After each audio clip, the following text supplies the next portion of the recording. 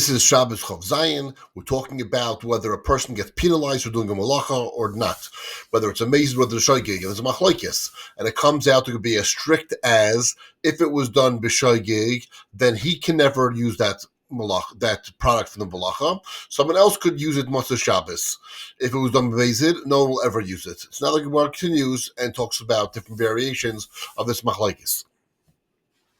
Shema Rav Chizda Mar, Rav Chizda heard the Hutzru Hashabbosos, that the Shabbos restrictions become permitted. All of a sudden, if you're going to say, according to Rabbi Yochanan, that if you did the malacha on Shabbos, if it was shoygeg, then you can eat from it mezid, you can't eat from it until after Shabbos. So then, basically, you're just allowing malacha to be permitted. Like in Rab Huna b'shem Rav, but didn't Rab Huna say the name of Rav? V'sani Rab Chia Kain, and so like that. B'Rishayna hayu Aimrim. At first, the Rabbanan would say that Tavshil al Gabe Kira v'Kodcha alav Esa Shabbos, one who forgets and cooked food on a Kira, and then Shabbos came. In other words, cooking food on a Kira, and then Shabbos came. In the middle of that action, and he didn't realize that Shabbos came. Shageg yoichel, if Shageg, he still can eat on Shabbos. Mezid lo yoichel, if he did it on purpose, he cannot eat it. Next should do liyais, manichin, mezidin. So people became suspect for deliberate leaving pots on before Shabbos. So got into a situation where people were actually leaving pots of raw food on Shabbos and was cooking on Shabbos. And they kept saying, "Oh, but we forgot." So they forbade it. They said, "If you want to forget, if they made it like kind of one who forgot, too bad." They're going to say this: that if you left it there and you said you forgot, so then you can't eat it on Shabbos. But if you did not leave it there, if you actually cooked it on Shabbos and that was shoygig, then you're going to say you could actually eat it. How, if you cook it on Shabbos, the shogeg, you're allowed to eat it. But if you left it before Shabbos and it cooked on Shabbos, then you can't eat it. Some Rav Ila said, Nechshadu liyais manichem, because they were suspecting people for doing it on purpose. But they don't suspect people are cooking. Leaving it before Shabbos, you suspect, because someone could think, okay, it's raw food. Hands off, not doing anything. The fire's doing all the malacha. So therefore, I didn't really do anything. Whoops, I forgot that it was too close to Shabbos. That you could suspect people of doing. However, a person who's going to actually go and proactively cook on Shabbos, that we didn't suspect. The consumniach, therefore they find the people or they sanction the people who left it. The loy consum vashel, and they did not sanction the people who left it there, who cooked on Shabbos be shoygeg. So later the Rabbanan revisited this and said, Tavshil shehu mitztamek v'yafel lo yaser. If you cook food that improves it and it condenses, and then it's forbidden. But Tavshil shehu mitztamek, but if you cook it and it condenses, the ranik, it gets worse, loy mutter. So then that is mutter. So Ezeh Tavshil shehu mitztamek v'yafel lo. That which you cooked food and then approved that it condenses, kigoin, achruv, va'afunim, v'basar trufa, cabbage, peas, minced meat, amarav tamchum, barilea, he adds also afroshe, lepachos v'roshe, kaltufais, turnip tops and leek tops, also oison, kivash l'shahu, mitztam v'yafalai. They also treat like foods that improve even though they condense. Bates and Mahain, what's the halacha with eggs? Do eggs improve? Rabbi Yosi b'shem Rabbi Shmuel, but Rabbi Yosi, Abba Ola lebeisai, your father went up to his house, umatzah sham chamim, he saw hot water was left there from before Shabbos. Hit there, he said it's mutter.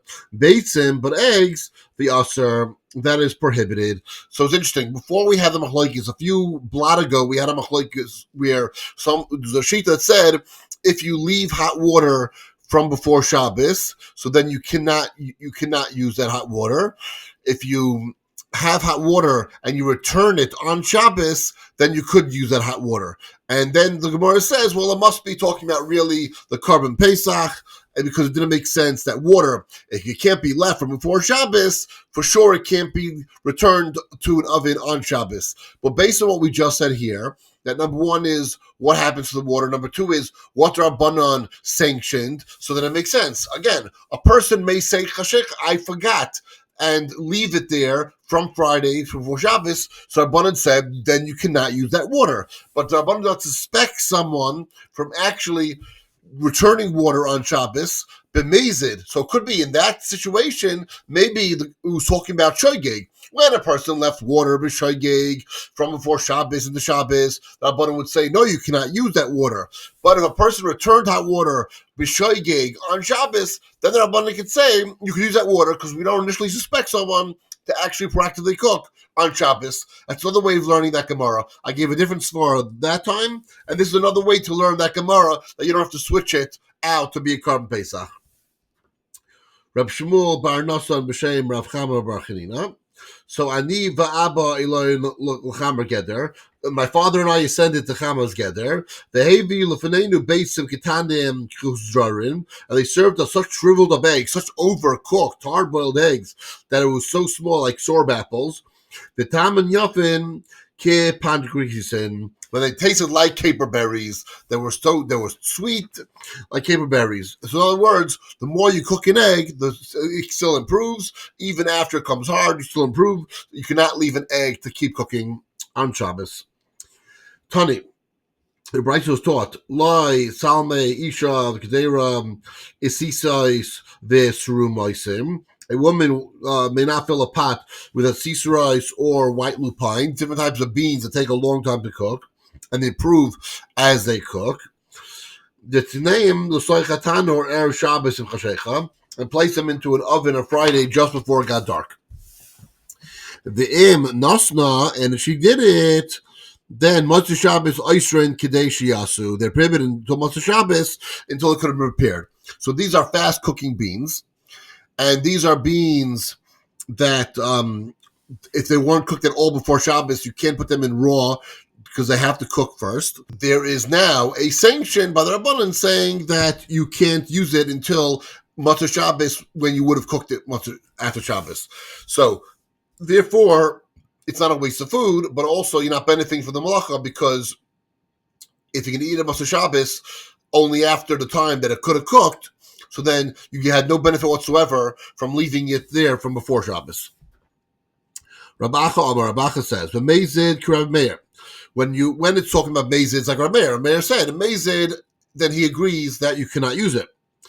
Rabbi Yomi says, "V'shoygeg k'Rabbi Yudah," and the shoygeg is Rabbi Yudah, and the Yudah says that if you cooked it v'shoygeg on Shabbos, you can't use it. You're not supposed to be cherry picking chumras. You're not supposed to be cherry picking kulas. And here it seems like it's saying, well, let's say like Rav Meir, because Rav Meir really agrees with us that by Mazid, everyone agrees that you can't use it. So we'll say like Rav Meir because he agrees with everyone.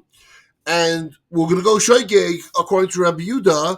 And Rabbi Yudah is the one who said that Shoygeg, you can't use it. Others can use it Motzei Shabbos, but you can't use it.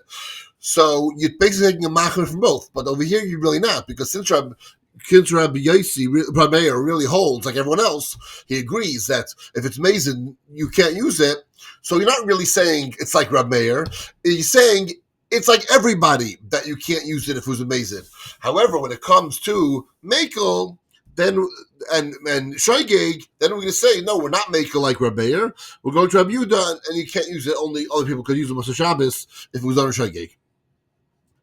Amar Rabbanan says, Ya'u Amar Rav Yosef Rabbi. Rabbi Yosef spoke well. Hanoi te peshabbos, one who plants on Shabbos, Shoygeg yikayim. If it was done Shoygeg, you keep the tree. Mezid yakoy, you have to uproot the tree. That if you did it on Shvias, if he planted on Shvias, whether it was Shoygeg or Mezid, inadvertently or purpose, he must uproot it. Rabbi Yehuda says, Chilov Hadvarim, they reverse these statements. Anointed b'Shabbos, Ben b'Shagig maybe it's Yakar, whether it was done on Shagig or Mazid, you have to uproot, or b'Shviyah Shagig, Yikayim, b'Shviyah you can leave it, or Mazid Yakar, but if it was done on purpose, you have to uproot it. So Lama. Now I'm going to see the reason for both sides of this. Mifnei Hanayis Shabbos Olav. Because you, first of all, the reason why you Shagig amazing because you don't want to have a benefit from Shabbos. Do on Shabbos. They can, and here too, you don't want to have a benefit of doing on Shabbos.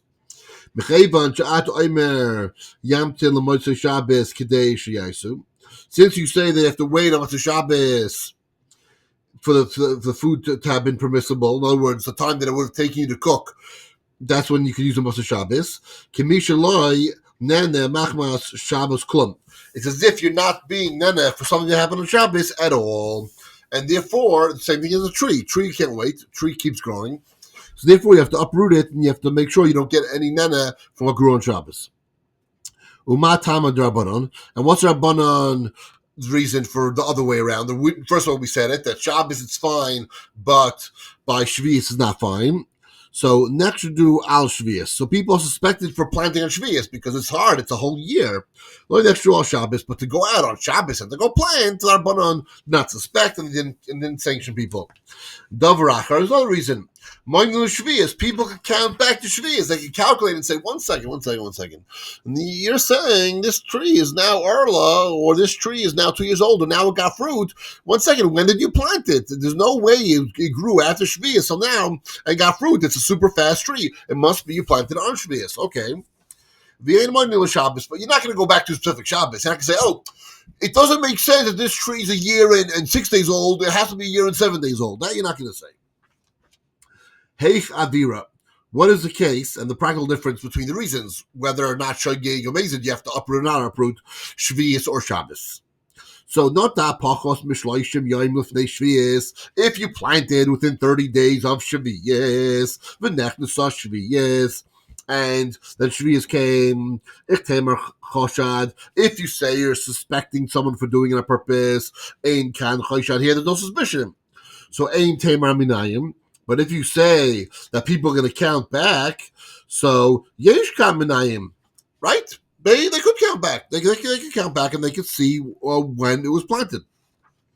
Not that Pachas Mishloishim Yom of Shminis, and if you plant 3 days less than the 8th year, Nechdasha Shminis, and the 8th year is entering the 8th year. So Ein Temer Choshad, you will say, yes, you suspect this person. So Yesh Kan Choshad, you have suspicion. So Ein Temer Minayim.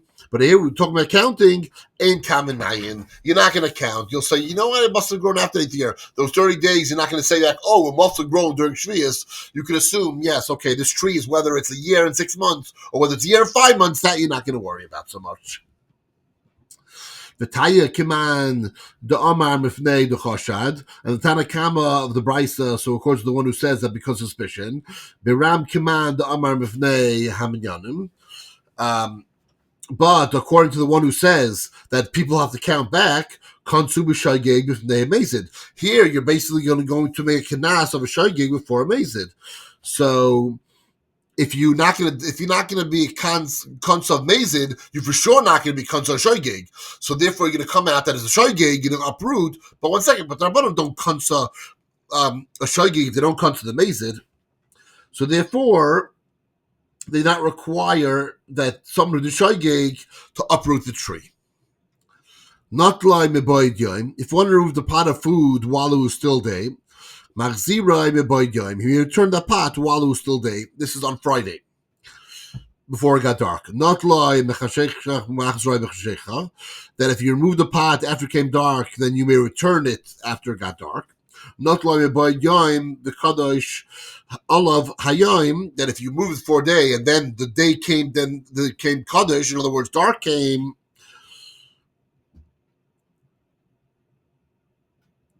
So then what's the din? Right? Then are you allowed to go ahead and return or not? So there's 2 ways we have to think about this. Number one is if you removed it by day and put it back by day, he did nothing. He returned it while it was still day, and then it went through the night, and we assume whatever was cooked. So therefore that was fine.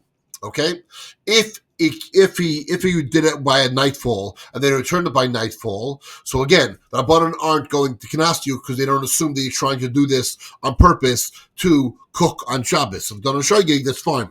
If you take it out by day and then night comes and you put it down, the question is, are you one of those people who say, "Oh, I forgot," or are you one of those people who say, "We're not choishish that you're going to cook on Shabbos"? So in this situation, you're not like one of the people who say, "Oh, I forgot," because there's no benefit to put it on after it got dark. You should have just left it there while it was getting dark. Why did you take it off altogether? So therefore, it must be that it was cooked to satisfaction. You're not one of those people who are going to trick and say, "Oh my gosh, I didn't forget that it was going to get dark." And therefore, when you put it back there, when it got dark, your only shogeg is you didn't realize that it was dark. You intended to put it there before Shabbos and to leave it there. But obviously, if you took it off, you felt like it was enough cooked. And if it's not cooked, you don't have to worry about it. So it all depends on that portion of whether it's cooked or not. Reb Simon bar Tadai b'shem Rabbi Hoshia. Reb Simon bar Tadai said the name of Hoshia. Heinichoi be'eretz asor lataltloi. If he placed a pot on the ground, then he's forbidden to move it. So once you take it out of the oven and you put it on the ground, then you can't move it, you can't return it. Reb Lozu b'shem Reb Hoshia. Meisharei Sayisi es Rabbi Chia Gadol. I used to attend Rabbi Chia Gadol. The Isi Malaloi Chama Midyuta Hatachtoina Luduta Helyano Matsu Nakira. I would bring it up, the hot water for him from the lower floor to all the way to the upper floor, and then I would turn it to the lower floor. So is he assuming that he never put it down? Possibly he never put it down, never took his hand off it. If he never took his hand off it, then he could bring it up and then he can bring it down. But if he brought it up, left it, and then he brought it back down, he's trying to infer that once you put it down, you're allowed to put it back. Amar Rav Yirmiyah Rabbi Shimon. Rabbi Yirmiyah said, Rabbi Shimon, Afilu Mekira Shavla Muta Lekira Shavla Muruba. It is permitted even to transfer from a cooler oven to a hotter oven. Amrav Amir Vami says, Zminin Sagen Yasiviv Kumi Rav Hoshia. Many times that for Rav Hoshia. V'lo Yishamon Minei Chadam Milsan. He didn't say any of these halachas. Didn't say whether or not you're allowed to bring it to a different floor, whether you're allowed to put it down, or allowed to bring it from a cooler oven to a warmer oven. So therefore the assumption is maybe he did not say that these were permitted. But Amar Rav Zrika on the Rabbi Zera, Loi Shmami na mutter, is not hearing that it's not mutter Shmami na asr. It's hearing that it's asr. No, just because you didn't hear it, didn't hear it. He didn't say it was asr. He didn't say it was mutter. Therefore, we don't have any proof whatsoever. Taloi b'yasser v'nosnoi al gabe safsel. If one hung it on a peg or placed it on a bench, then what's the deal? So noimar im haya bevucha mutter. If it was still hot, then it's mutter. V'im lav, then it's aser. Amar Rav Yechanan b'rei b'rei. Or Yechanan says the b'rei. Shloi havir es yadai yimenu. If he didn't take his hand from it, aval im havir yadai yimenu aser. But if you do take your hand from it, it's aser. So no matter where you bring it, if you take something out of the oven and you want to return it, and it's still going to be hot, and it's fully cooked, then you could return it so long as you did not take your hand off it. So if something like that's cold and it's completely dry and it's ein bishal, that's one thing. But we're talking about something that's like a stew or something hot that has some moisture in it, and you take it out and you want to put it back, as long as it doesn't get cold, and as long as you kept your hand on it, even if you carried it around, then you can put it back.